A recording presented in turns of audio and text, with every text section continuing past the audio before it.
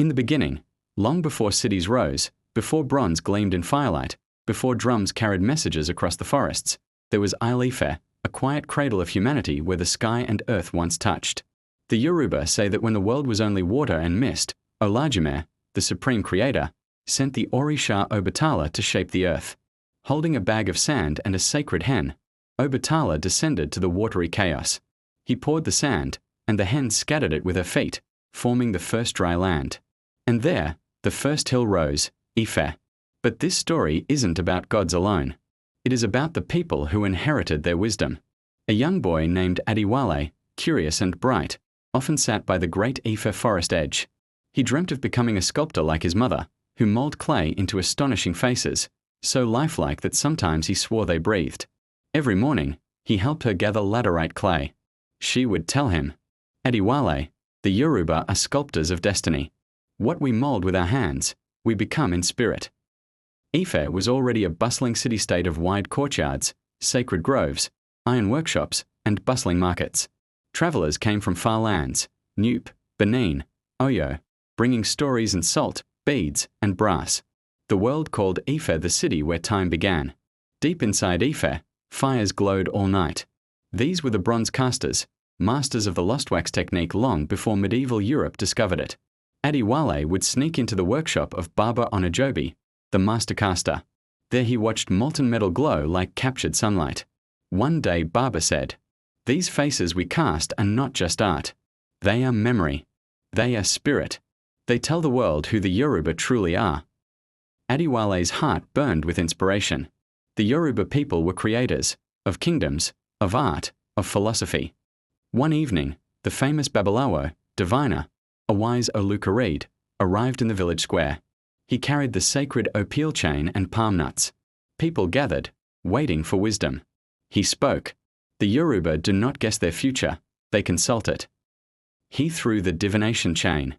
The pattern it formed told stories, proverbs, warnings, and blessings, part of the 256 Odu Ifa, one of humanity's most sophisticated philosophical systems. He looked at Adewale and said, "Young sculptor, Ifa sees a future in your hands. The world will know the Yoruba through you." Adewale felt destiny settle on his shoulders. Years passed. Adewale became a skilled artist. Meanwhile, a powerful new kingdom rose in the north. Oyo, led by the fierce cavalry kings who galloped across the savannah with thunder in their wake. The Yoruba were no longer just artists, they were builders of empires. Oyo forged trade routes from the Niger River to the coast, connected nations, and strengthened traditions of Alafan rule, councils, and checks on power.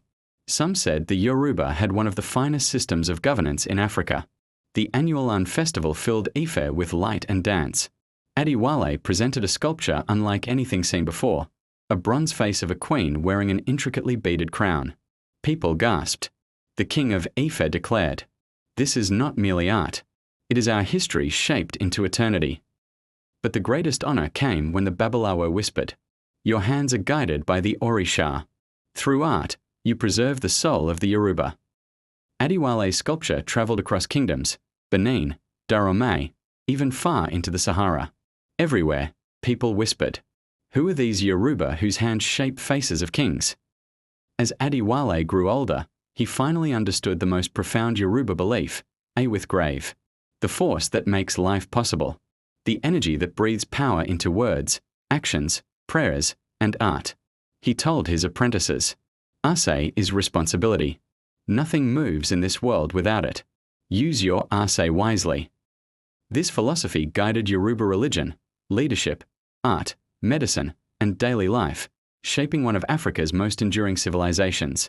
Centuries passed. Kingdoms rose and fell, Ife, Oyo, Ijebu, Egba. Wars came and faded. The world modernized. But Yoruba culture did not disappear. It traveled across oceans, to Brazil, Cuba, Haiti, the Americas, through the survival of enslaved people who carried their Orisha, their drums, their songs, and their unbreakable spirit. And in the 21st century, the world rediscovered Yoruba brilliance through Ifa philosophy, Nollywood films, Afrobeats music, Un festivals, bronze art, and the timeless wisdom of Ase. Adewale's final sculpture, now preserved in a museum, bears the inscription, "We are Yoruba. We are makers of destiny." And so the story continues.